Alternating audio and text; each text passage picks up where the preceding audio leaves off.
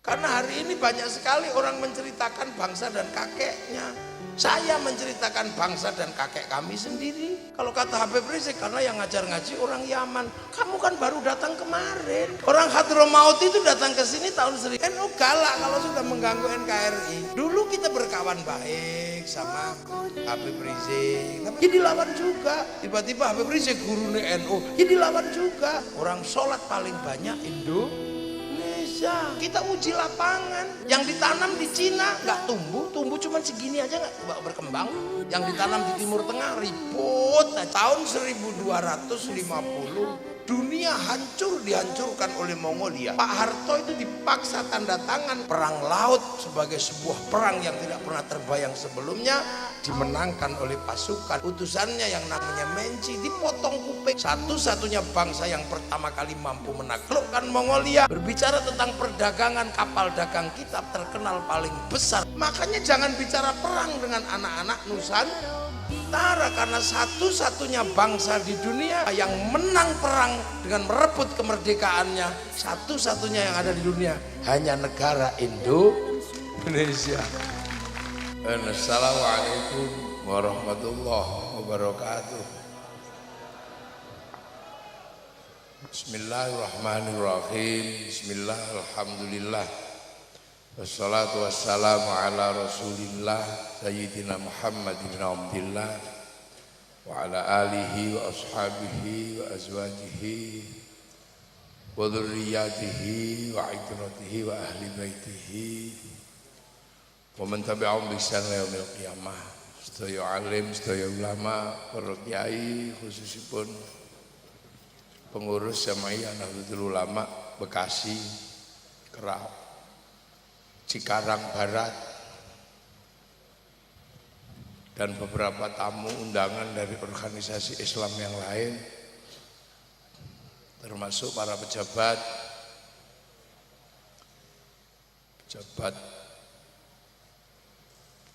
dari Kabupaten Bekasi, dari kepolisian, dari TNI, dari unsur perusahaan-perusahaan yang ada di sekitar Cikarang Barat, para hadirin wal hadirat yang berbahagia. Jadi ini harlah Nahdlatul Ulama. Nahdhah itu bangkit. Nah, ulama niku itu sudah khusus. Jadi ulama itu sudah khusus. Khususnya apa? Tersebut di dalam Al-Quran, innama yakhsyallaha min ibadihil ulama. Jadi orang-orang yang takut kepada Allah, itulah yang disebut ulama. Nah, secara khusus ulama itu diberi peran setelah Rasulullah, yaitu al-ulama warasatul anbiya. Ulama itu pewaris Nabi. Nah, Nabi siapa? Nabi Muhammad sallallahu alaihi wasallam. Nah, tugas Nabi Muhammad itu apa? Ya cuma satu, memberikan kabar pada manusia bahwa manusia itu nanti pulang kembali kepada Allah, tapi transit di dunia. Makanya agar selamat kembali ke jalan pulang, tugas utama seorang Rasul itu memberi peringatan. Tuh, nah, Rasulullah dikasih bekal apa? Kasih bekal iman Islam. Makanya Nahdlatul Ulama yang paling utama itu satu tugasnya adalah membuat kita yang di dunia ini selamat kembali kepada Allah. Itu tugas pokoknya ulama. Jadi harus selalu mengajarkan iman sama Islam, karena itu adalah bekal kita kepada Allah. Jadi yang harus selalu diajarkan oleh Nahdlatul Ulama itu adalah iman. Jangan pernah lupa untuk selalu mengajarkan antu minabillah. Ajarkan manusia itu iman kepada Allah. Mulutnya diajarkan iman, hatinya diajarkan iman, tubuhnya diajarkan menjadi orang beriman. Makanya jangan capek-capek ngajari mulut, ya Allah, ya Allah, ya Allah, ya Allah, ya Allah. Ngajari tangan, karena nggak bisa bunyi ya disuruh pegang tasbih. Ngajari kepala, nggak bisa bunyi ya suruh gedek. Ngajari kaki karena nggak bisa bunyi suruh bersila. Akhirnya nanti semua beriman, kepalanya kejedot, subhanallah, kakinya kena telek, masya Allah. Itu tugas pokok ya ulama iman. Wa malaikatihi, dan mengajarkan tentang iman kepada malaikat. Makanya PC atau MWC NU harus ada pembelajaran tentang sekolah memahami malaikat Allah. Harus ada pengajian sebulan ini khusus belajar malaikat, biar tahu tugasnya malaikat apa, Malik, Ridwan, Mungkar, Nakir, Rokib, Atid, terus Mikael, Israel, Jibril. Kita harus tahu sampean. Nah itu NU jangan lupa untuk selalu memberikan pelajaran itu, entah waktunya kapan mau. Waktu itu bihi, dan mengajarkan iman pada kitab Allah. Udah yang Taurat biar diurus sama Yahudi, yang Injil biar diurus sama sama Nasrani, dan Islam ngurusi Al-Quran. Ajarkan dengan paket komplit 30 juz. Kalau paket hemat ya Yasinto, ajarkan Yasinan.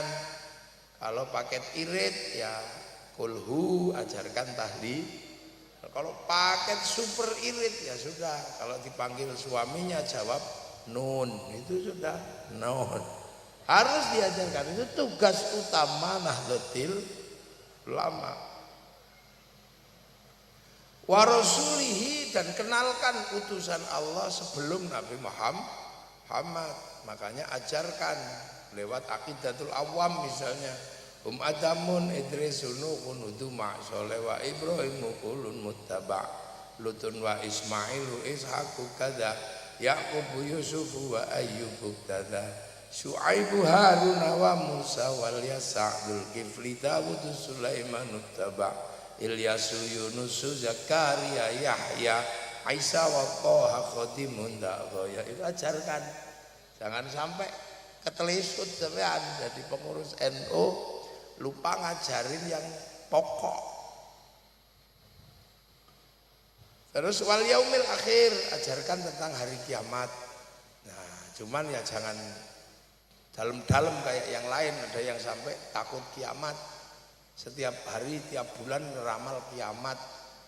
Hari Jumat, bulan Ramadan tanggal 15 akan ada asteroid nabrak bumi. Takut semua akhirnya. Jual kebun, jual toko, serahkan kepada panitia hari kiamat. Nggak jadi berarti. Makanya kiai-kiai jarang. Terus kenapa ya diceritakan tapi nggak terlalu didalemi. Kalau menurut para kiai, karena apa? Kiamat itu bareng, karena bareng-bareng jadi nggak usah perlu dibahas detail-detail. Pokoknya belum mati. Wa bil qadri khairihi wa syarrihi minallahi ta'ala.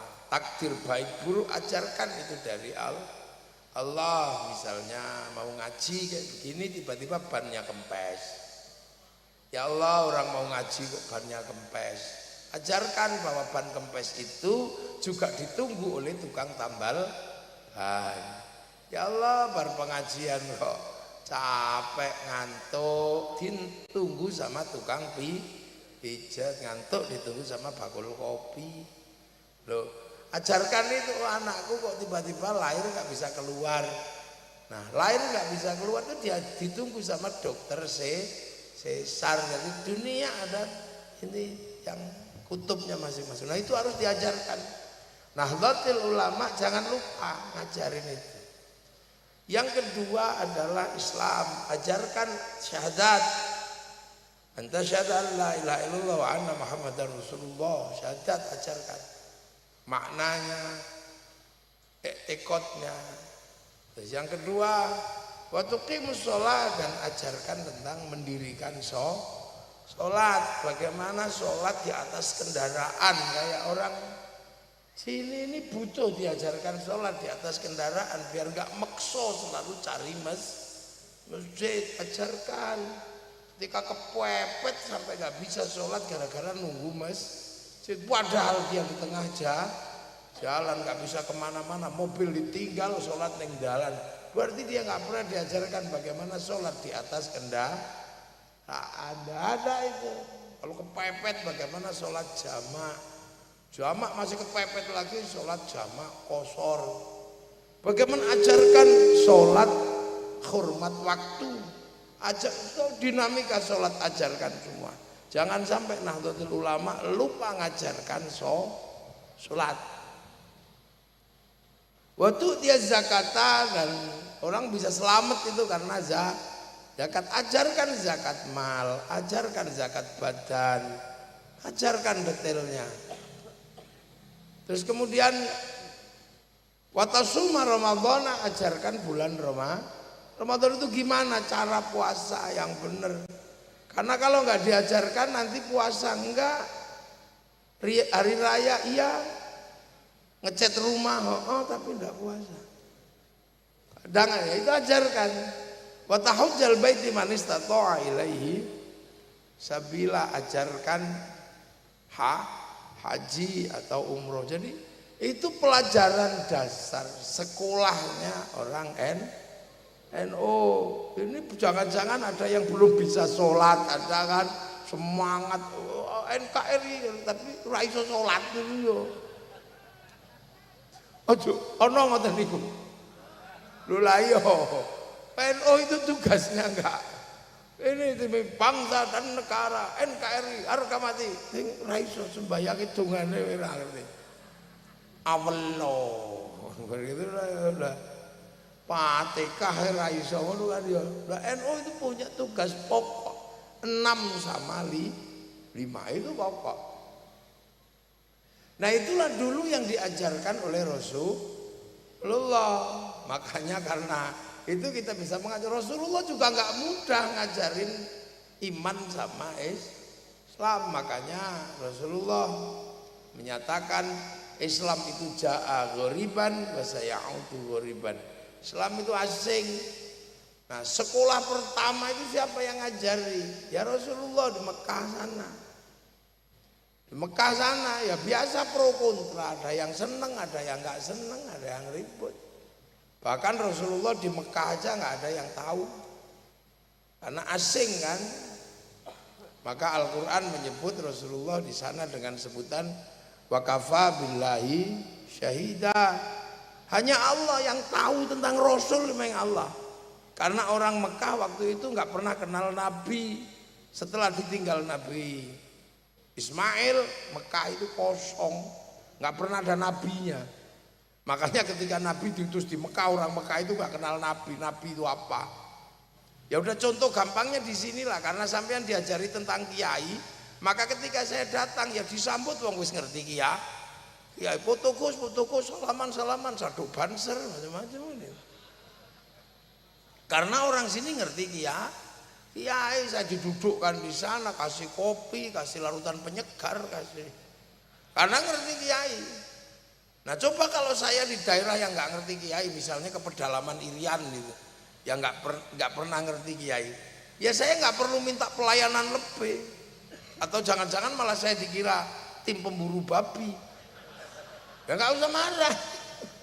Makanya Rasulullah di dalam Al-Quran itu wakafa billahi syahida Muhammadur Rasulullah.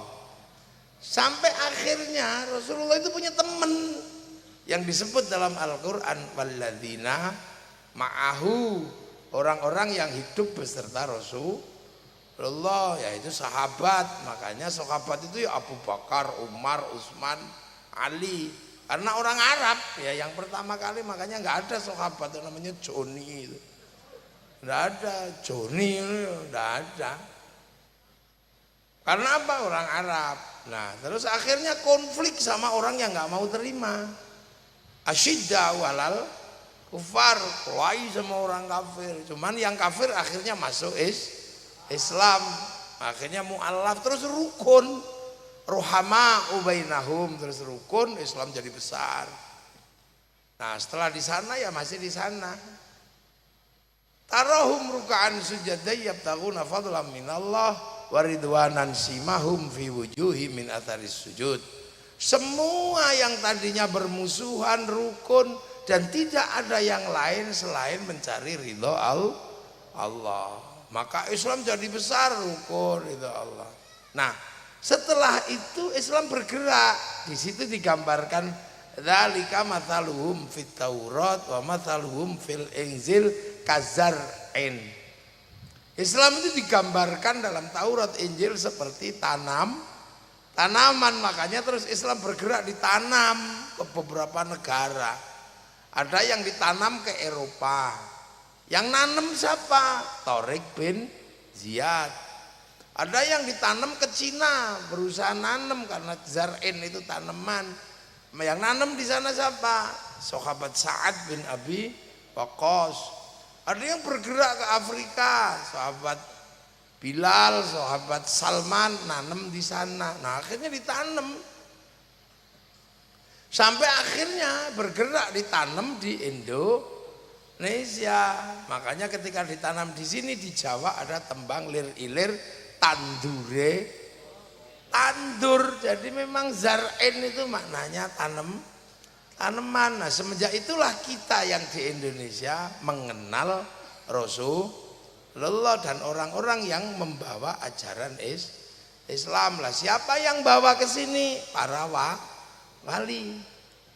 Orang-orang ribut, kenapa sih yang ke Afrika itu sahabat, yang ke Eropa panglima, kenapa yang termasuk yang ke Cina itu saudagar, kenapa yang ke sini itu kok wali? Ini yang sering digugat oleh orang-orang yang nggak ngerti wali itu, digugat. Tapi ya udah biarin aja, karena secara ilmiah terbukti kenapa harus wali. Karena orang sini sudah beradab. Rasulullah lahir tahun 571, bangsa ini sudah komplit. Punya negara, punya kekuatan. Tahun 500 di Jawa sudah berdiri kerajaan Kalingga. 400 di Jawa Barat berdiri kerajaan Tarumanegara. 350 berdiri Salokonegoro di ujung kulon. 450 berdiri kerajaan Galuh. Di Jawa Tengah tahun 600 berdiri kerajaan Mataram. 300 di Kutai Kartanegara berdiri kerajaan Kutai. Artinya kelengkapan menjadi manusia di sini sudah komplit. Ketika Rasulullah lahir ini udah bukan jahiliyah. Yang jahiliyah itu yang di sana. Sini peradabannya sudah maju. Apalagi ketika Islam bergerak sampai ke sini sudah di zaman Majapahit, penakluk 2/3 dunia. Artinya kalau bangsa menaklukkan bangsa yang lain berarti bangsa itu kuat beserta kekuatannya. Pajajaran menaklukkan semenanjung Malaka dan sekitarnya. Bahkan sampai semenanjung Korea Selatan. Ada satu provinsi namanya Kimhae, itu yang buka hutan orang Majapahit namanya Surowareng. Di Korea Selatan sana. Sebelum Majapahit kita sudah punya kekuatan multinasional. Tahun 1250 dunia dihancurkan oleh Mongolia. Eropa hancur, Arab luluh lantak, Cina luluh lantak. Siapa yang luluh? Mongolia. Akhirnya Mongolia ngirim utusan ke sini agar orang sini nyerah. Apa yang terjadi? Utusannya yang namanya Menci dipotong kupingnya sama negara. Orang berani motong kuping utusan orang, itu berarti ini kuat. Kita punya pengalaman, Amerika itu negara kuat. Pak Harto itu dipaksa tanda tangan untuk pinjem IMF, Ditungguin sama Kamdesos begini. Nah, tahun 99. Pak Harto tanda tangan, teken pinjem sama IMF. Coba kalau zaman Kertanegara, potong kupingnya itu. Akhirnya Mongolia mengirim pasukan multinasional. Apa bangsa kita takut? Enggak. Hadapi. Kita cegat pasukan Mongolia mulai dari Selat Sunda sampai Selat Malaka. Ekspedisi besar namanya Pamalayu. Gabungan Singasari, Pajajaran dan sampai ke negeri Sriwijaya menghadang kekuatan Mongolia. Apa yang terjadi? Perang laut sebagai sebuah perang yang tidak pernah terbayang sebelumnya dimenangkan oleh pasukan nasional yang dipimpin Kertanegara. Satu-satunya bangsa yang pertama kali mampu menaklukkan Mongolia, bangsa Nusantara. Lo tepuk, oh gak usah sungkan-sungkan. Kita sedang membicarakan. Ini kalau saya nggak ngomong ini nanti kita nggak ngerti bangsamu itu mbok pikir bangsa coro. Ini penting. Karena hari ini banyak sekali orang menceritakan bangsa dan kakeknya. Saya menceritakan bangsa dan kakek kami sendiri.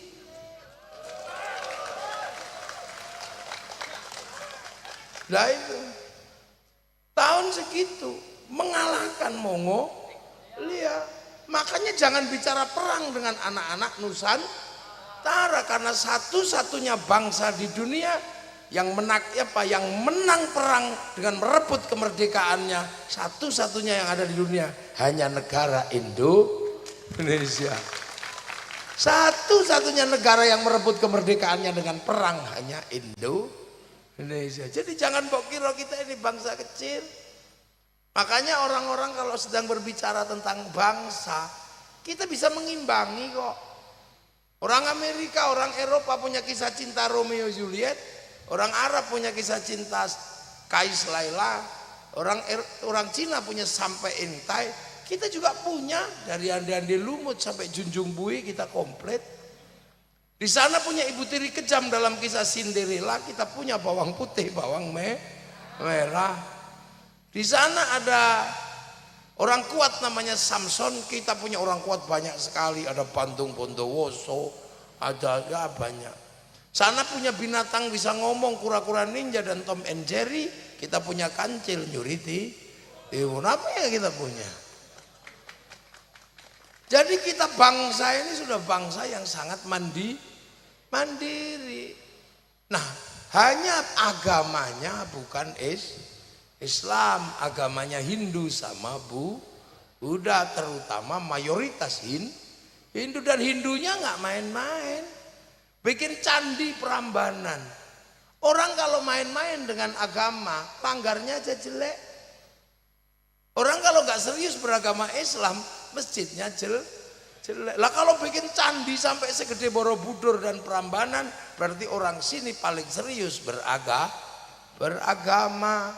Dan sampai sekarang belum ada yang bisa nanding kebesaran Borobudur dan Prambanan. Bahkan Angkor Wat masih kalah sama Borobudur. Loh, ini nggak bisa kita nafikan. Kita komplit bangsa ini. Sampai yang tadi terbangan ini, pakai terbang, itu kan alat musiknya orang Arab.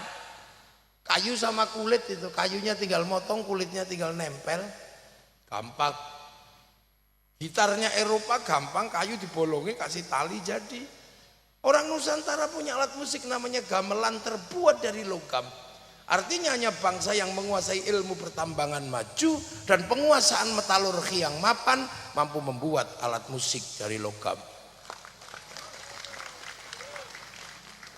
Jadi kita ini sudah komplit. Berbicara tentang negara, kita punya negara Kertagama. Berbicara tentang bagaimana membangun hubungan sosial, kita punya kitab Sutasoma. Berbicara tentang perdagangan, kapal dagang kita terkenal paling besar di seluruh dunia. Jadi jangan dikira ketika tahun 1400-1500 Islam masuk itu kita dalam keadaan jahiliyah. Enggak ada. Itu hanya orang yang tidak mau membaca sejarah. Karena kita ini bahasanya pakai bahasa sejarah. Sejarah itu bahasa Arab, syajaroh, pohon. Makanya kalau berbicara sajarah hati-hati. Bibitnya ini, pohonnya pasti ini, daunnya ini, buahnya pasti ini. Kalau mengatakan pohon ini kok buahnya beda, pasti setek. Lah iya kan ilmunya sejarah, sejarah. Tuh. Nah itu mari kita ingat. Nah kenapa kemudian para wali yang sekarang dikit-dikit wali, dikit-dikit wali? Karena memang di sini yang paling laku itu wali kalau dalam agama Islam. Karena yang bisa menghadapi pengislaman sini harus wali. Karena Hindu itu kasta yang khusus ngomong agama itu Brahmana. Kastanya para raja nggak boleh ngomong agama. Raja itu nggak boleh ngomong agama, ngomong negara. Di bawahnya ada Wesya, pegawai, nggak boleh ngomong agama, dia pegawai. Apalagi di bawahnya ada Sudra. Sudra itu petani pedagang. Sekaya apapun dia petani atau pedagang, Sudra nggak boleh ngomong agama. Makanya kalau ada Islam disebarkan oleh saudagar, itu adalah sebuah kesalahan teori ilmiah. Karena nggak mungkin disebarkan saudagar, karena saudagar kastanya Sudra. Makanya yang bisa ngimbangi Brahmana itu para wali. Brahmana punya cakti, wali punya karomah, sama-sama la khaufun alaihim walahum. Yang apalagi kasta-kasta yang di bawah paria tadi itu. Apa di bawah Sudra itu masih ada paria, kastanya pengemis, hobinya minta-minta tapi hidup. Nah di bawah itu ada kuca, nggak minta tapi ngutil, ngentit itu. Jadi orang kalau suka ngentit bansos itu kuca. Di bawahnya itu ada mleka, maling, tapi kalau ketahuan lari malu. Di bawahnya ada candala, maling tapi berani, begal itu. Nah, itu. Nah, yang bisa ngimbangi Brahmana itu adalah para wali. Itulah. Nah, wali-wali ini khusus ngadepi cakti, maka karomah ini dibangkitkan. Nah, wali-wali itu pekerjaannya cuma apa? Kalau ngadepi situasi, ya cuma duduk gini aja, duduk tenang, zikir, wiritan. Qalu rabbuna Allah tsumma istaqamu tatanazzalu alaihimul malaikah alla takhafu wala tahzanu. Qalu rabbuna Allah tsumma istaqamu, cuma tenang gini aja, wiritan gini. Nah itu kalau dalam bahasa anak sekarang setiap menghadapi masalah download, browsing gitu untuk menyelesaikan masalahnya, download dan browsing. Browsing dari mana? Dari pusat datanya dunia. Loh, dunia ini kan ada pusat datanya sampean. Blueprintnya ada, gambarnya dunia itu blueprintnya ada. Jadi nggak pakai visibility studies itu enggak. Tapi langsung download kemana? Ke cloudnya Allah, ke hard disk besarnya Allah, pusat datanya Allah yang ada di langit ketujuh sana. Nah itu. Nah apa namanya? Lauhil mahfuz. Itu kalau bahasa anak sekarang kan itu cloud, pusat data. Nabi Muhammad waktu Islam itu ini loh pusat datanya Indonya. Dul itu kesandung jam berapa ada catatannya itu. Nah, orang Yahudi Nasrani menyebut tabut Sulaiman. Orang Yunani menyebut kotak Pandora. Orang Jepang menyebut kantong Doraemon. Kotak segala ada.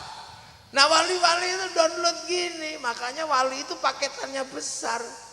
Apalagi kalau melihat manusia, tahu semua pusat data manusia itu di situ semua. Karena manusia sebelum diturunkan ke sini kan diregister di situ dulu. Alastu birabbikum qalu bala syahidna, terus dikasih ya udah kamu dicatat sebagai manusia. Nanti tak kasih paketan kan. Paket rezekinya sekian, istrinya sekian, nyawanya sekian.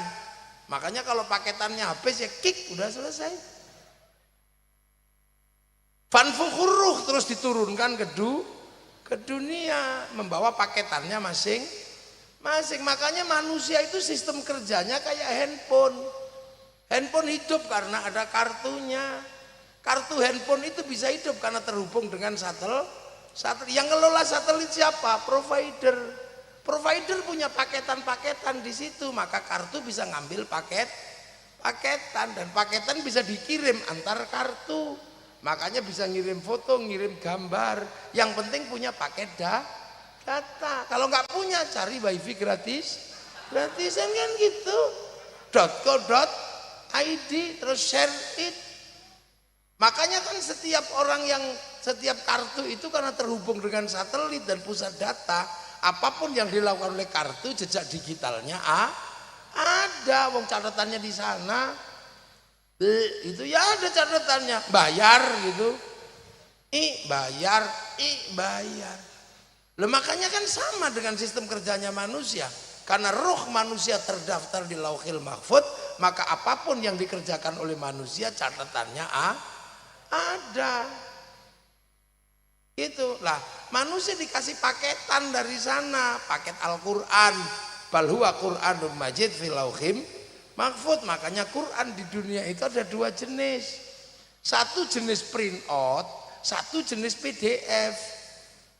Yang PDF ya di password. Passwordnya apa? Alif lam mim, nun, kaf ha ya ain, shad. Kalau print outnya ya tafsir.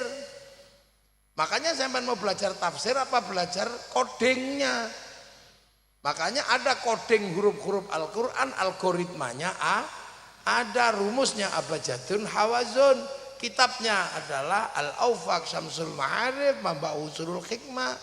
Itu coding algoritma. Makanya kalau menguasai itu ya bisa mengatur provider. Buktinya apa? Cina berani pakai coding sendiri. Ketika algoritma domain internasional disepakati, Amerika punya huruf Latin, Cina mendaftarkan hurufnya pakai coding sendiri. Akhirnya bisa ngatur dirinya. Dia lawan Amazon pakai Alibaba, dia lawan WhatsApp pakai WeChat, dia lawan Facebook pakai QQ Ren, dia lawan. Kita nggak bisa karena huruf kita huruf ABCD. Makanya bikin password tentang kependudukan jebol terus karena passwordnya sama lo gitu. Coba dulu pakai huruf Jawa, ono coroko terus di password embel gedes, itu gak tahu. Loh ini tentang ketahanan digital. Makanya Islam kuat di ketahanan digitalnya karena nggak bisa dibuka itulah. Makanya paketan-paketan ini bisa kita kirim karena roh manusia terhubung dengan Lauhil Mahfuz. Ngelakuin apapun dari sana, kita kirim Fatihah, kirim doa, kirim Yasin, nyampe. Yang penting punya paket data. Kalau nggak punya cari paket wifi gratis. Wifi-nya siapa? Wifi-nya Nabi, wifi-nya wali. Ila hadrati ila ruhi, namanya tawassul. Itu kan pakai wifi gratisannya Nabi wali. Ya datang ke pemancarnya dong, makanya datang ke kuburannya, datang ke makamnya. Yang penting bukan makam palsu kan, cuman gitu aja. Loh, makanya nggak boleh bikin makam palsu karena itu pemancar. Makanya orang itu datang ke sana cari wifi gratisan gitu kan. Kayak orang Islam cari wifi gratisan kan. Kama shallaita ala sayyidina Ibrahim, kama barokta ala sayyidina Ibrahim. Pemancarnya apa? Ya di Mekah sana itu.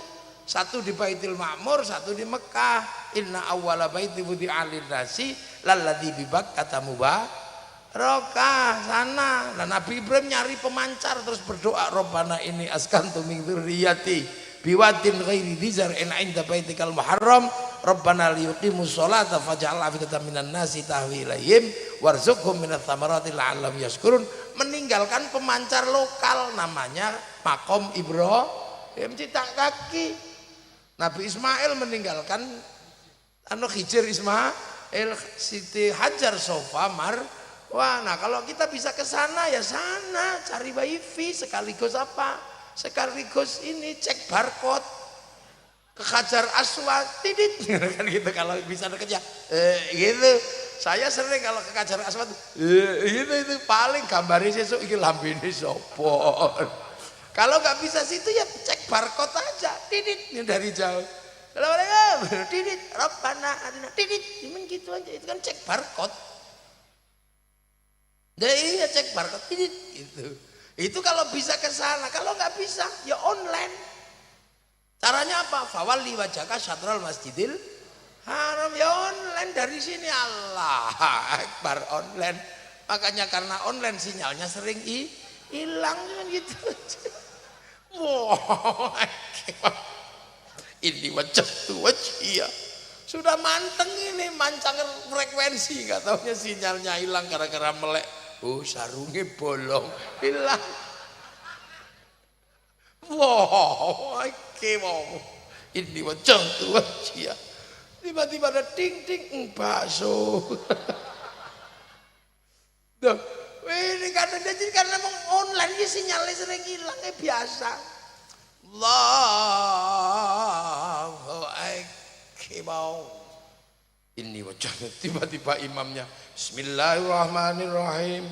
Sabbihisma rabbikal a'la alladzi khalaqa fasawwa alladzi qaddara fahda alladzi akhrajal mar'a. Sing dari belakang ini terus selesainya kapan? Suwe lama ini masuk kantor telat ini kayaknya. Nyari hilang makanya ya sudah. Nah inilah. Ini sebenarnya teknologi kuno. Makanya sampean nggak usah lu kenapa kita ini kok sampai kirim tawasul loh. Kita ini kan harus kirim sana. Makanya kita diajarkan pakai wifi gratisan. Makanya wali-wali itu paketannya besar. Maka sampean jangan main-main sama wali. Sampean bisa diretas sampean. Makanya wali itu tahu hati orang karena ngeretas orang. Macam-macam sama wali dihack sampean. Lah ya kan? Makanya sampean nggak usah pusing. Besok kalau manusia ini mau mati, malaikat Israel nyarinya gimana? Ya Sherlock. Sherlock. Kick langsung on off jadi kick. Loh makanya doa itu bisa dikirim dan dibagi karena wifi-nya Nabi. Loh ada yang masa sih? Ya kamu jangankan Fatihah, sepak bola aja nyampe dikirim. Cuman satu orang yang nonton di Eropa sana terus dinaikin ke satelit, sama satelit dibagi ke seluruh dunia. Namanya siaran sebagiannya sama, jamnya sama. Makanya kalau ada orang nggak percaya doa bisa dibagi, orang itu nggak punya TV. Ini teknologi masa depan. Nah wali itu begitu, makanya wali itu nggak takut. Iya nggak takut. Ketika ditanam di sini, mestinya kayak saya ini syaikhun, ustadzun sampai sini, udah tanam aja deh jadi kiai gitu ya. Wah terus nanti gimana kalau kiai ini kalah sama kiai yang lain? Karena ada kiai yang lain, ada kebo kiai selamat, ada tombak kiai enggak akan tenang, udah deh nanti yang menang tetap kiai haji gitu. Allah pengiran. Padahal bahkan ada yang ini yang ngecet Lombok. Oh no. Rasulullah kanjeng sholat sembahyang musola langgar. Ya biasa aja nanem kok. Targetnya cuma satu, akhraja syat'ahu fa'azarahu fastaghlaba fastama'ala suqih yu'jibu zurra'a liyaghidha bihimul kufar. Bagaimana tanaman ini berkembang dan semua orang tahu pasar akan penuh karena perkembangan tanaman agama Islam. Kita uji lapangan. Yang ditanam di Cina nggak tumbuh cuma segini aja nggak berkembang. Yang ditanam di Eropa pernah tumbuh terus hilang lagi. Yang ditanam di Afrika ya segitu-segitu aja. Yang ditanam di Timur Tengah ribut aja, nggak ada selesainya. Yang ditanam di Afghanistan hanya masalah jenggot aja, tembak-tembakan. Tapi yang ditanam di Indonesia benar-benar tumbuh subur, memenuhi pasar. Orang sholat paling banyak Indonesia. Orang hafal Quran paling banyak Indonesia. Makhrajnya paling bagus orang Indonesia.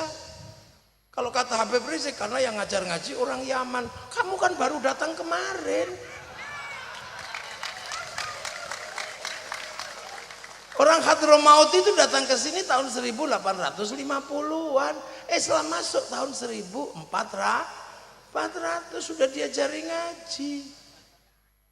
Kan gitu. Lu kan ini kadang ntar aja betul gitu toh. Kita Kita ini sedang ngomong bangsa Indonesia, biar sampean nggak terkecoh. Karena hari ini bangsa ini sedang menghadapi tantangan besar. Tantangan apa? Menjadi pusat terbesarnya kaum muslimin di dunia dan menanggung negara yang sekarang akan berhadapan dengan negara-negara yang besar untuk kemampuan produksi. Karena negara itu kalau belum bisa produksi nggak akan kuat. Ya kan, sampean sekarang galak sama Cina aja, jarum nggak dikirim, bubar itu konveksi Indonesia. Sampean macam-macam sama Amerika, diantem transaksi 5 juta dolar selama 1 hari 5 kali transaksi, habis kita. Karena mereka pasti memainkan bursa Singapura, dan Singapura mengalami upgrade kecurangan oleh Inggris, dikasih 1 jam lebih awal dari waktu Jakarta, sehingga bursa efeknya buka 1 jam lebih awal daripada bursa Jakarta. Maka sebenarnya salah satu jalan keluar ibu kota pindah ke kawasan timur agar jamnya sama. Lo ini kan mesti dipikir, Kang. Bukannya malah itu tempat jin buang anak. Kok tahu kamu, jangan-jangan kamu jinnya. Loh, ini tentang negara. Nanti jadi ini orang-orang ini kadang kita ini tawa juga. Sampai keras sama Jepang itu, tutup pentil gak dikirim, mati perusahaan bank. Loh, jadi kita ini punya bangsa yang sedang berdiri dan sedang mau berkembang. Itu persiapan anak-anak kita bisa berproduksi.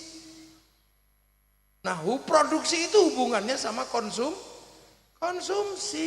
Nah, konsumsi terbesar itu konsumsi dalam negeri. Konsumsi dalam negeri hanya tumbuh kalau punya rasa cinta pada bangsa dan negara. Makanya Amerika sebelum produksi dan konsumsi, dia bangkitkan kebangsaan Amerika. Dia ceritakan bagaimana orang Eropa perang melawan Indian, mulai dari Wild West sampai The Last of the Mohican, diceritakan. Kalah dengan Vietnam, dia bikin Rainbow 1 sampai 6. Kalah dengan Cina, bikin American Shaolin, American Kung Fu. Kalah dengan Jepang, American Ninja, American Samurai, bahkan samurai terakhir dari Amerika namanya Tom Cruise dalam film The Last Samurai. Loh, ini cara mereka membangkitkan kebangsaannya. Jepang ini berat karena harus membangun bangsanya. Dalam negeri menopang pasar luar negeri, namanya dumping. Semangat Bushido dinaikkan dan jangan sampai konflik terjadi instabilitas seperti zaman Tokugawa dan restorasi Meiji.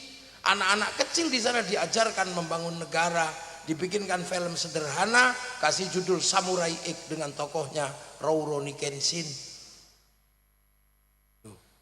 Malaysia mulai mengajarkan kebangsaannya, serahkan kembali pada si Upin dan si Ipin. Jangan ribut dengan anak-anak Cina, kenalkan Mei Mei. Jangan ribut dengan anak-anak India, kenalkan Darjet. Jangan ribut dengan anak Indonesia, kenalkan Susanti. Cara mereka ngajarkan itu. Korea sebelum bangkit ceritakan kebangsaannya lewat drama Korea. Modalnya meja makan dan air mata. Itu aja bisa mengeruk keuntungan berapa triliun dalam 1 tahun. Generasi yang tua-tua ini masih ingat konser terbesar di dunia, yaitu konser legenda rock dari Amerika yang sekarang sudah jadi legenda, namanya Metallica. Konser tahun 91 di Moskow, penontonnya berapa orang? 6 juta orang. Semua orang mengatakan gak akan bisa ditandingi, bahkan Woodstock tidak bisa menandingi itu. Tapi ketika COVID kemarin 19 kalah sama BTS, sekali konser yang nonton 100 juta orang. Sehari sekali, seminggu 4 kali, 1 bulan 16 kali.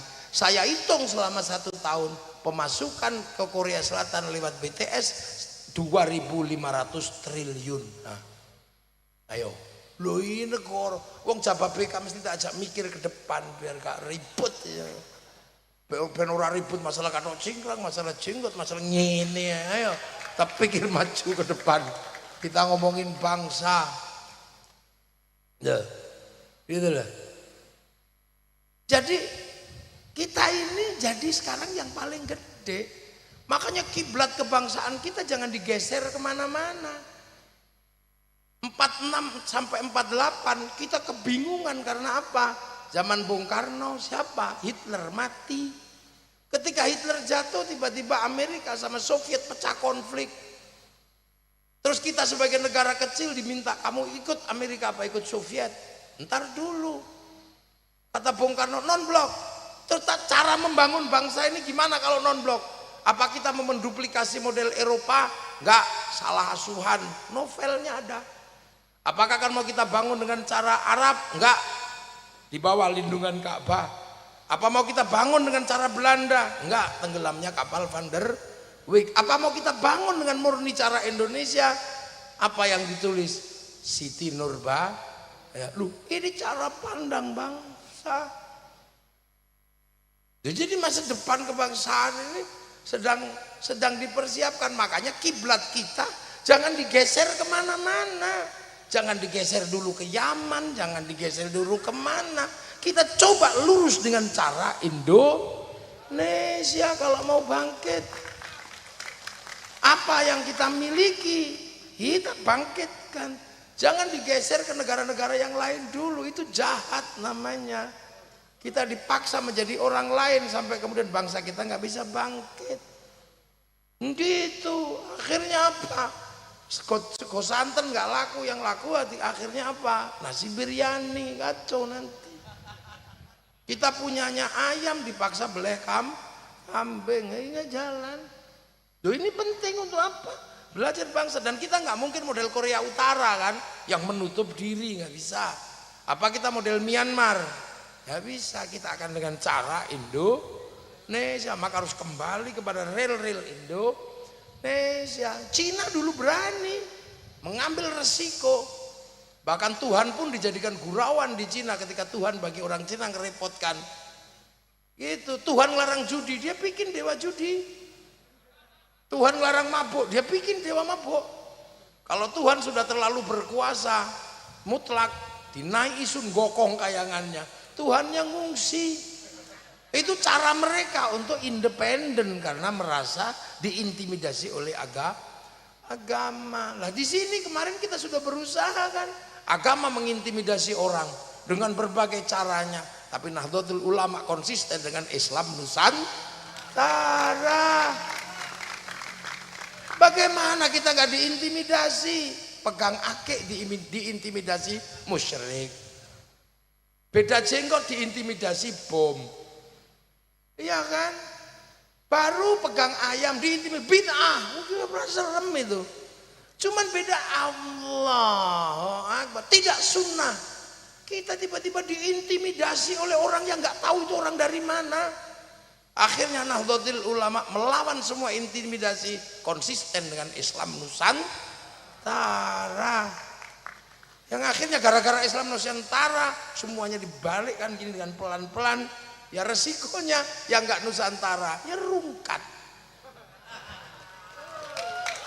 Ya resiko, Pak. Ketahuan kan, oh ini bukan Nusantara, oh ini bukan. Oh ketahuan karena apa? Kembali ke real Nusantara.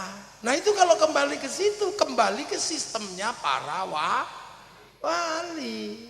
Makanya jadi sholat sembahyang yang sederhana aja, pondok pesantren, potensi lokal, dan itu berlanjut sampai sekarang gaya Nusantara itu. Orang pinjem Honda dikasih RE King nggak marah kok. Pinjem Honda keluarnya RE King. Udah jelas belinya Sanyo, keluarnya Nasional sama Shimizu, nggak marah. Udah jelas belinya Aqua, keluarnya Le Mineral, orang juga nggak marah di Indonesia. Orang belinya Softtek, keluarnya Avail, nggak marah ibu-ibu. Beli Indomie, keluarnya Sarimi. Bahkan bulan Ramadan, hari Lebaran, disuguh makanan Kongwan, begitu dibuka isinya rengginang, juga nggak marah. Loh, makanya orang Indonesia itu penuh pengertian. Makanya kalau yang nggak penuh pengertian itu pasti bukan Nusantara. Dikit-dikit diintimidasi semua. Semua salah. Oh, untung Nahdlatul Ulama tegas, kami tegas dengan Islam Nusantara. Lama-lama ikut juga semuanya. Yang tadinya disebut ustadz sekarang juga udah disebut Iya, yang satunya disebut Mr. H, sekarang Mr. S. Loh ya kan tadinya Habib, sekarang jadi Sayyid. Ya sudah. Ya mau bagaimana? Kembali ke sistem Nusantara yang tadinya pakai jubah, sekarang kembali pakai sarung. Karena orang Nusantara dulu ini sarung ini juga bajunya para ulama, baju Rasul. Makanya jubah itu disebut baju syar'i. Tapi nggak bisa dipakai nanam padi. Makanya baju syar'i dipotong, potongannya namanya syar'un. Nggak punya huruf ain, punyanya monggo potongo, maka sar'un jadi sarung, saruan jadi sarungan. Fleksibel, Anda mau cingkrang linting yang agak tinggi, mau bawa plotrok no beres. Tadi udah menanam kok. Lu prinsip nanem itu ya sederhana, sampai yang ditanam itu paham. Makanya ketika nanam sholat ya, orang yang ditanami sholat ini adalah orang-orang Nusantara yang jam 11 itu masih di kebun, masih di sawah, maka manggil sholatnya mundur. Allahu Akbar, Allahu Akbar. Masih belum datang ya sudah, Robbana ya Robbana. Masih datang 1, 2 malah rokokan depan masjid. Ya kalau saya capek ya tombo hati, wis pegel ya nambani atine dhewe. Kalau udah nggak datang-datang baru diuruki anjang jerantal. Ya iya, sudah tahu di sini sinyalnya hilang, makanya kiai itu kalau nanam sholat ya biasa aja, Allahu Akbar, biar nggak ganggu mata makmumnya. Kalau nggak ngerti cara nanam di sini, Allah, loh nyetop apa ini, loh makanya di sini yo nanam kakinya itu masih belum bisa disenggol ya jangan digerayangi gini. Lah itu orang nanam ngerti, habis sholat dikir la ilaha illallah la ilaha illallah. Kenapa kamu gede-gede gini lah? Kalau nggak tidur Pak, ya sudah kita orang di kampung tidur. Kenapa bunyi? Kami bodoh Pak, kalau nggak ada yang bunyi kita nggak denger, nggak bisa menirukan. Kalau Anda pinter nggak apa-apa, diem gini langsung wusul kepada Allah. Anda pinter, kami orang bodoh, diem gini tidur Pak. Sederhana, jadi nggak usah terlalu serius nanggepinnya. Ini ngono nandur kok nanem, ya suka-suka aja nanem bal-bali. Loh. Tapi proses penanaman itu sampai hari ini masih bisa kita rasakan. Tapi kita kan nanem di tanah orang. Tanah siapa? Tanah Pajajaran, tanah Majapahit. Agamanya Hindu. Yang dihadapi juga beda. Jadi kiai di Indonesia itu lebih rumit daripada kiai di Arab. Iya kan, orang sana bakas binatang paling sapi sama kambing, unta. Nggak ada bakasan terenggiling, undur-undur, larong. Sana bakas buah itu paling ya kurma sama delima. Nggak ada bakasan kesemek, jamblang, durian, cipluan. Bakas hantu di sana paling jin syaiton, nggak ada wewe gombel, nggak ada mak lampir. Boyo di sini, makanya kiai di sini itu harus lebih pinter. Maka setelah nanam, bagaimana tanaman ini tumbuh? Orangnya ditata, jangan ribut, karena kalau kamu ribut tanamanmu mati, nggak kau urus, kamu sendiri mati karena ribut. Maka ya sudah, ayo rukun, tak ajari sholat, tak ajari iman Islam, tapi rukunlah bersama yang lain. Ya kan, kamu beda agama, beda suku, beda bangsa. Mari ya sudah kita ikut Rasulullah, kita ikut ajaran Rasulullah. Apa? Kalau kamu ketemu manusia yang berbeda-beda suku, beda bangsa, agama, hiduplah rukun saling tanggung jawab. Kullukum ra'in wa kullukum mas'ulun an ra'iyati. Kalian semua adalah para pemimpin, gak ada yang direndahkan. Kamu semua itu para pemimpin di levelnya masing-masing. Kullukum ra'in wa kullukum mas'ulun an ra'iyati. Dan kamu semua akan ditanya model kepemimpinanmu kayak apa. Perbedaan itu kamu apakan. Kamu bisa nggak saling tanggung jawab. Maka orang yang bisa hidup berbeda-beda tapi saling bertanggung jawab. Dalam bahasa Rasulullah adalah ra'iyah. Kullukum ra'in wa kullukum mas'ulun an ra'iyati. Maka orang Indonesia dipersatukan dalam konsep ra'iyah yang diserap ke bahasa Indonesia menjadi rakyat. Jadi zaman kalau pengen tahu kenapa kita disebut rakyat, itu karena Rasulullah kullukum ra'in wa kullukum mas'ulun an ra'iyati. Kita bukan people. Kalau people itu vox populi, vox dei, suara mayoritas, suara Tuhan. Begitu dia mayoritas, dia merasa mewakili Tuhan. Itulah kenapa makanya Ikhwanul Muslimin dan HTI gak cocok di negeri ra'iyah. Kita rakyat, bukan juga komunis. Kalau komunis itu proletar.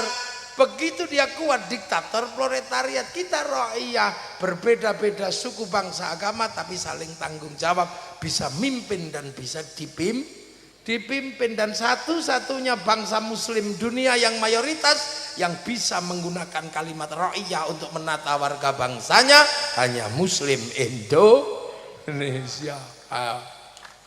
Lah sing liyane kerajaan. Gampang kalau itu. Loh, makanya dengan konsep ra'iyah setara semua orang. Ya, yang tadinya hamba sahaya di daerah sini bisa setara pidato saya, bisa. Yang tadinya kawulo yang begitu munduk-munduk berdiri kulo. Yang tadinya abdi mah. Yang tadinya pukulun para dewa bisa pidato ulun.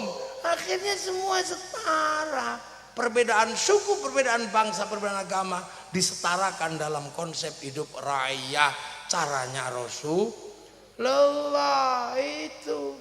Lah makanya ra'iyah itu kalau ngumpul itu harus saling mengisi walaupun berbeda. Nah, orang yang seperti itu menggunakan konsep hidup bersama saling mengisi, namanya musyarakah. Orang Indonesia menyebutnya masyarakat. Makanya masyarakat itu saling mengisi. Kiai ngajarin sholat, tapi sholat itu nutup aurat. Tutup aurat itu kain itu yang ngurus pabrik kain. Kebetulan yang bikin pabrik kain Cina. Makanya jangan ngamukan sama Cina. Cinanya pergi, kamu udah. Orang sholat itu wudhu itu air, ya kan? Air itu diurus pipa sama sanyo. Wudhunya kiai, airnya diurus sanyo sama pipa. Yang ngurus mereknya Mas Pion, Avian, macam-macam loh, nasional. Sampean haji diurus sama bank, seluruhnya berkiblat kepada Bank Devisa New York. Jaminan obligasi sana punya siapa? Rothschild, Rockefeller, Yahudi. Begitu berangkat haji diurus sama pesawat Boeing sama Airbus. Itu ilmuwan perusahaannya juga Yahudi. Makanya hancurkan, bunuh Yahudi semua. Renang kita. Loh, musyarakah itu makanya saling mengisi. Makanya kiai itu nggak dikit-dikit ngamuk. Tawassut, tasammuh, tawazun. Loh itu loh, kenapa sampean mau tahu kenapa kiai itu gak dikit-dikit galak, rokok haram. Ya nggak bisa, hukumnya nggak ada. Ya ditanya kenapa kamu ngerokok, kalau nggak ngerokok pusing ya wajib. Kenapa kamu ngerokok, kalau nggak ngerokok pusing. Kenapa kamu nggak ngerokok, kalau ngerokok malah pusing, haram. Enak. Tapi hukum besarnya adalah dia menyumbang 475 triliun kepada negara ini yang ngurusi jalan. Makanya kalau ada orang mengharamkan rokok, dosa lewat jalannya pemerintah. Hati-hati loh. Saya tidak membela perokok. Saya bukan perokok. Jadi kalau Anda pengen tahu, saya bukan kiai yang ngerokok. Udah selesai dulu ya. Kenapa? Ya udah, anak saya protes terus, terutama istri. Awas kalau ngerokok lagi, bau katanya. Demi cinta padanya ya aku rela lah meninggalkan rokok. Kalau harus memilih meninggalkan rokok dan meninggalkan dia, aku lebih memilih meninggalkan rokok. Ya, Iya kan? Karena merokok hanya meninggalkan keindahan berwujud asap, dia meninggalkan keindahan berwujud anak. Wah. Lah iya, asap hilang. Lah itu penting. Nah, jadi kita ini kadang ulang rupa. Musyarakah itu sebuah konsep hidup bersama. Nah kalau punya kepentingan bersama bangun konsensus apa, pakailah konsep wasyawirhum fil amri, maka lahirlah serapan bahasa kita musyawarah. Itu dicetak di mana-mana. Murid para wali bergerak ke Kalimantan Khatib Dayan, yang bergerak ke Sulawesi Datuk Ribandang, yang bergerak ke Palembang ada namanya Aryo Abdillah. Semua bergerak murid para wali. Inilah yang kemudian daerah-daerah yang diajarkan konsep para wali seperti ini, itulah yang akhirnya dikenal dengan wilayah. Coba sampai cari, Indonesia itu menggunakan konsep wilayah. Kenapa disebut wilayah? Daerahnya para wali. Siapa yang mengingkari wali bertempat di wilayah? Ayo, tentara adalah penjaga wilayah, maka tentara juga punya hutang pada para wali. Wali kota adalah yang mimpin sebuah kota, karena dia wali kota punya tanggungan wilayah, berhutang pada para wali. Maka pemimpin wilayah sudah harusnya ziarah ke makam para wali. Tapi wali yang bangun wilayah, bukan wali abal-abal yang baru-baru itu. Wali yang bangun wilayah, yang wilayah itu akhirnya menjadi NKRI, Negara Kesatuan Republik Indonesia. Makanya NKRI coraknya beda. Arab satu bangsa pecah puluhan negara, Cina satu bangsa pecah puluhan negara, Afrika satu bangsa pecah puluhan negara, tapi kita puluhan suku, bangsa dan agama mampu bersatu dalam satu negara kesatuan Republik Indonesia. Lagi bedane karena makanya kita menggunakan landasan Pancasila. Tertinggi tetap Tuhan. Gak ada yang bisa ganggu Tuhan, itu tetap tertinggi. Di zaman Hindu bangsa itu juga Tuhan tertinggi, di zaman sekarang juga Tuhan tertinggi, menjadi NKRI Tuhan masih tertinggi. Setelah urusan Tuhan, kedua adalah urusan manusia, karena manusia adalah memang diciptakan untuk menjadi underan itu. Sekarang apa yang gak berhubungan dengan manusia? Kursi ini berhubungan dengan, karena ada bokong manusia. Jabah BK sebegini gede karena apa? Karena kebutuhan manusia. Makanya ada yang cuman ngurus kaki tok, bikin pabrik sepatu. Ada yang ngurus tok, kaya, punya pabrik pempes. Jadi apa? Kipas angin karena keringat manusia, lampu karena mata manusia. Mana yang nggak ada urusannya sama manusia? Pengajian ini nggak ada hubungannya sama bunga-bunga ini, nggak ada. Tapi kenapa ada? Karena mata manusia pengen lihat yang bagus. Maka manusia adalah yang kedua setelah urusan Tuhan. Dan manusia tidak bisa hidup tanpa persatuan. Ayo, siapa yang bisa hidup sendiri tanpa persatuan? Saya mau nanya. Pengajian malam hari ini saja mic-nya dari Cina. Ayo, kipas angin merek apa? Levi. Ya nggak bisa manusia sendirian. Gimana? Bahkan agama pun nggak bisa independen.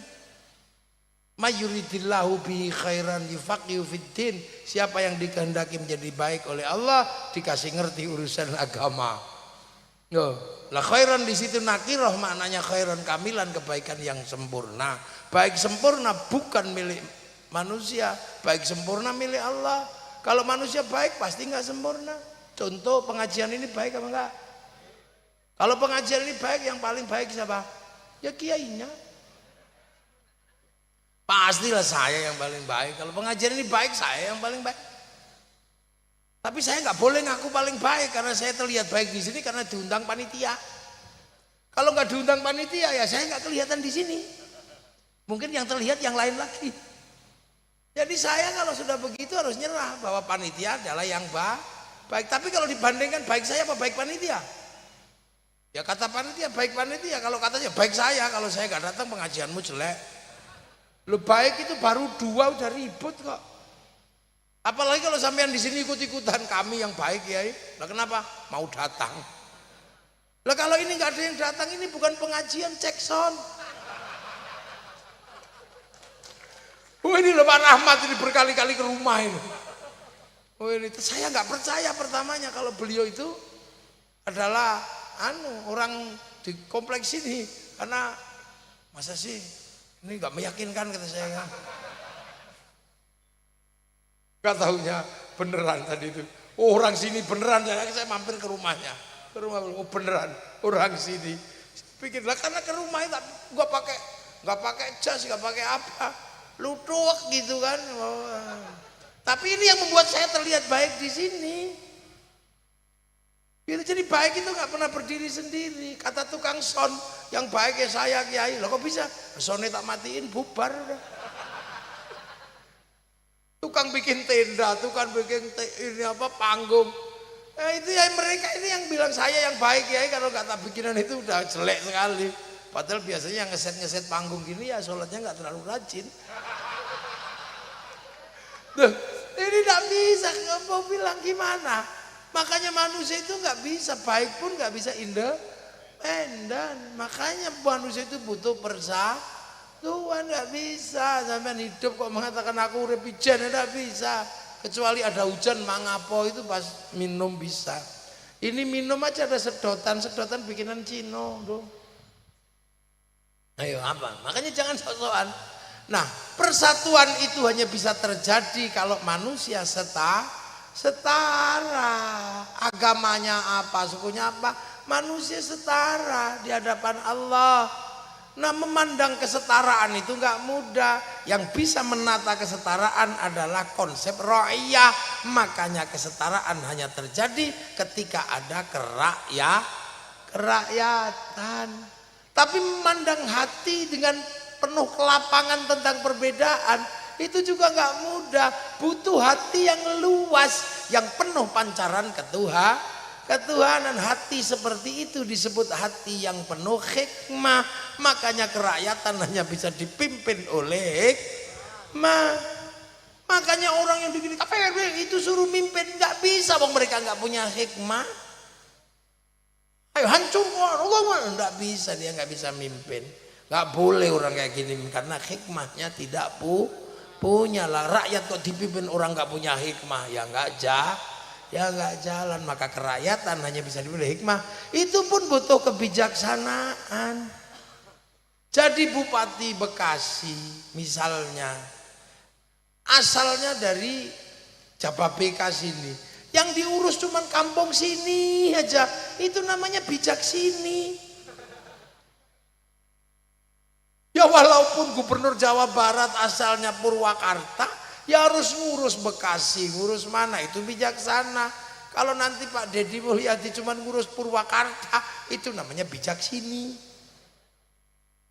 Itu pun harus ada permusyawaratan. Nah, Anda kalau mau ikut musyawarah, konsep ro'iyah tidak membeda-bedakan. Pengen jadi DPR, maju daftar. Pengen jadi bupati, daftar. Pengen jadi presiden, daftar. Gak akan ditanya suku agama apa, gak ada. Itu loh konsep ro'iyah. Anda mau pengen jadi ulama, mondok, gak ada yang nanya bapakmu siapa kok jadi kiai. Konsep ro'iyah. Lembaga permusyawaratan ini adalah lembaga yang memfasilitasi kesepakatan bersama. Ternyata permusyawaratan mensepakati pembentukan KPU, daftar ke KPU. Samen nggak usah mikir apa-apa, pokoknya samen daftar. Pengen jadi lurah, daftar. Pengen jadi bupati, daftar. Setelah daftar, cari pengikut sebanyak-banyaknya. Kalau dapat, kalau nggak dapat, beli. Lihat, sedekah 50 ribuan apa-apa. Yang penting jangan money politik. Sebut aja uang bensin. Kalau dikasih masjid, sebut saja sumbangan. Kalau dikasih kiai, sebut aja bisyarah. Nah perwakilan. Nah itu baru akan tercipta keadilan. Semua akan tertata sesuai dengan porsinya masing-masing. Mau adlun, apa adil? Wad'u syai'in fi mahallihi, meletakkan sesuatu pada tempatnya. Loh, kok tiba-tiba ada yang mengatakan Pancasila produk togut? Nah ini berarti bukan Indonesia. Loh makanya Nahdlatul Ulama tidak pernah mundur. Karena Nahdlatul Ulama penerus para wali. Maka Nahdlatul Ulama punya tugas mempertahankan wilayah itu jadi NKRI. Maka NKRI harga mati. NKRI kok harga mati? Karena kalau NKRI-nya bubar, manusianya yang mati. Kenapa orang Filistin masih banyak yang mati? Karena kesatuan negaranya belum terbentuk. Fatah Hamas masih tembak-tembakan. Kenapa kita bisa seperti ini? Karena terbentuknya apa? Negara Kesatuan Republik Indonesia. Lah sekarang tinggal kita jaga dengan Nahdlatul Ulama, menjaga kebersamaan dan persatuan. Yang lain udah nggak mau bersatu, kita masih bersatu dalam agama, berdoa. Yang lain udah sendiri-sendiri, kita masih bersatu. Kiainya tok yang berdoa, santrinya amina, amin, amin, amin. Habis kecapean, amin. Kiainya paham, walhamdulillahirabbil alamin. Begitu yang berdoa semakin banyak, kita bawa ke alun-alun Bekasi, namanya Istighosah Kubara. Apa yang tidak bersatu? Bakul bakso bersatu, bakul soto bersatu, yang jual es bersatu. Tidak pernah ditanya kamu agamanya apa. Seluruh rakyat bersatu, kerukunan terjaga, roda ekonomi berputar. Ayo. Yang menyerap sektor informal paling besar itu apa? Ya kegiatan para iya, yo. Mulutan itu satu tempat aja berapa itu? Enggak cukup 100 juta kalau di sini ya. Itu baru satu tempat, kalau 2 tempat. Jadi selama bulan Maulid, itu santri yang ngadain berapa? Ribuan. Santri ini yang nanem, bikin TPK nanem. Itu belum ongkos kiainya kan. Triliunan yang diserap. Sholawat yang tadinya sendiri-sendiri. Orang sudah, kita masih bersama. Masih di pojok sana. Marhaban ya nurul aini, marhaban. Pojok sana karena penggemar dangdut. Ya Rasulullah salamun alaik, dadadang. Di pojok sana karena penggemar orang Jawa. Ya Nabi salam alaika, ya Rasul salam. Sebelah sana kebetulan orang Sunda. Ya Nabi salam, ya Rasul salam, salam alaika, ya Rasulullah salam, salamun alaik. Rukun semua. Terus kemudian kumpul dalam satu tempat, namanya apa? Bekasi bersolawat. Bendera laku, sablonan laku, gagang pancing laku. Lu ini indahnya kayak begitu. Loh, semua laku kok. Ada orang mati, yang lain sendiri-sendiri masukin plung gitu. Kiai enggak, masih menyerap ingkung, masih menyerap ayam. Jajan pasar selama 7 hari, 40 hari, 100 hari. Habis itu masih yang puluhan diziarahi. Karena kita punya kewajiban menziarahi kepada yang sebelum kita. Walladzina ja'u min ba'dihim yaquluna rabbana ighfir lana wa li ikhwanina alladzina sabaquna bil iman. Nah, sabaquna bil iman kita ini para wali. Sabaquna bil imannya orang Yaman ya para habaib. Sabaquna bil imannya orang Cina ya sahabat Sa'ad bin Abi Waqqas. Itu kan gitu.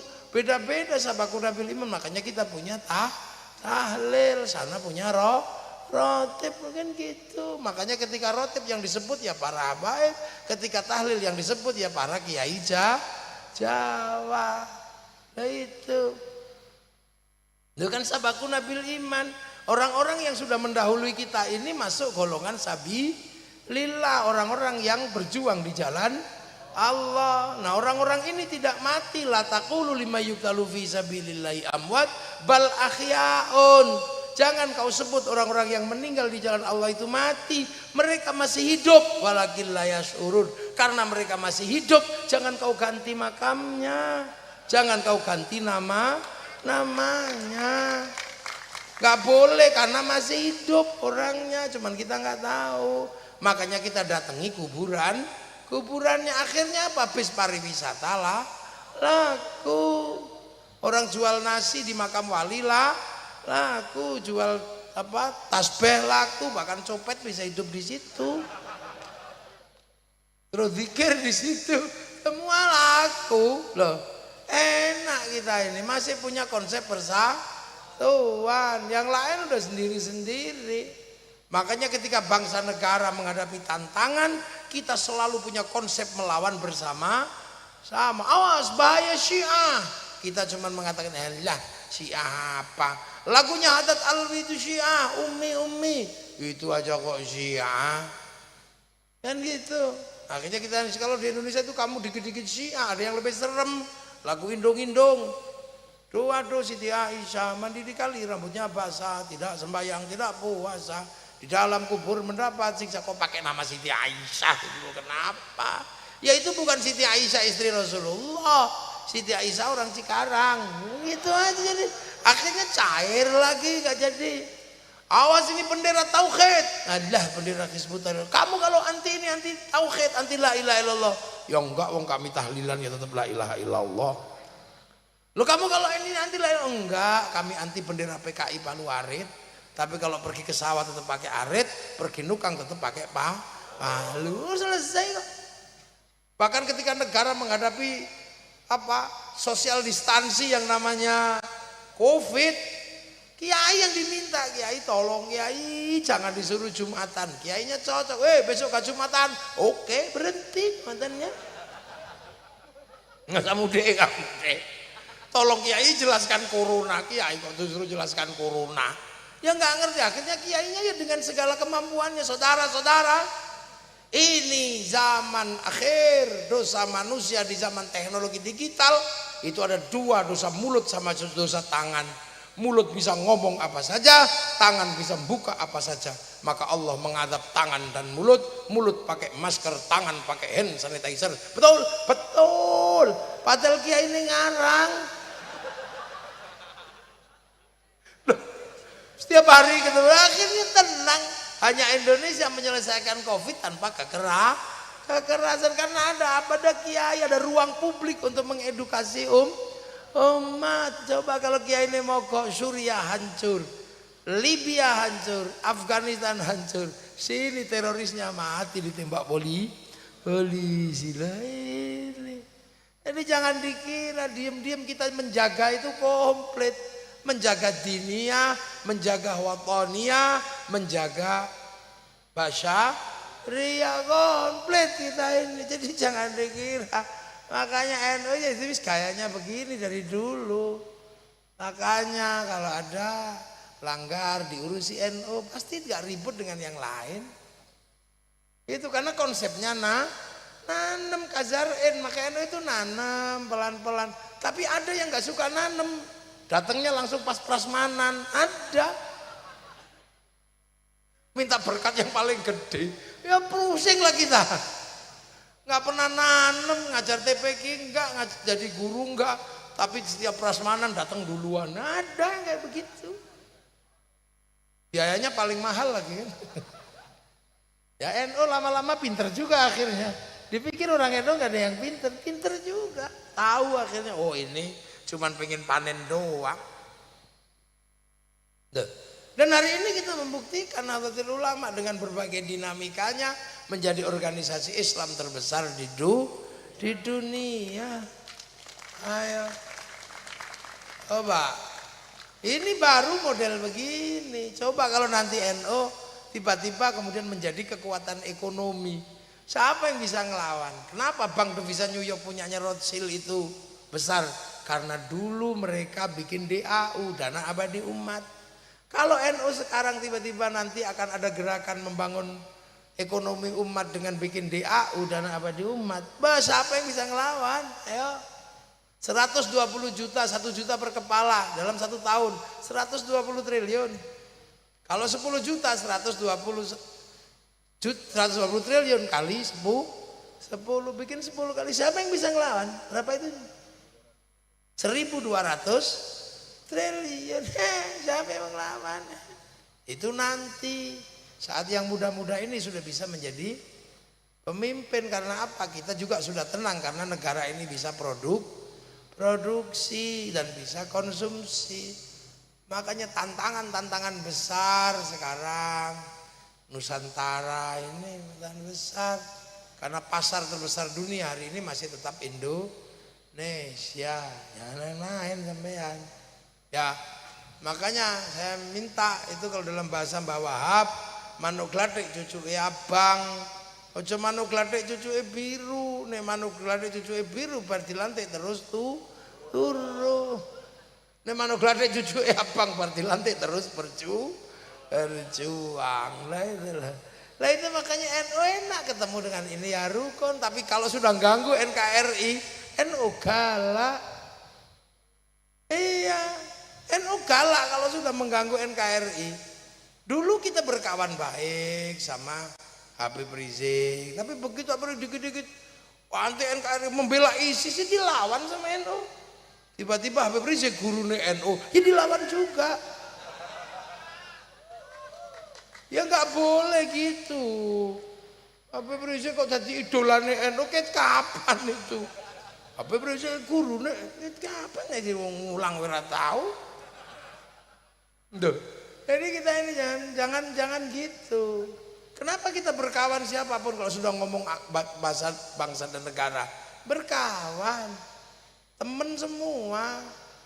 Kalau beda agama lakum dinukum waliyatin, tapi terkait bumi yang sama, wilayah yang sama kita pertahankan secara bersama-sama. Tidak ketemu dalam ukhuwah Islamiyah, tidak ketemu dalam ukhuwah diniyah, kita ketemu dalam ukhuwah wathoniyah. Enggak ketemu di situ, kita ketemu ukhuwah basyariyah. Baru komplit kehidupan bahwa agama dan peradaban akan terus berjalan dan kita akan berada di situ.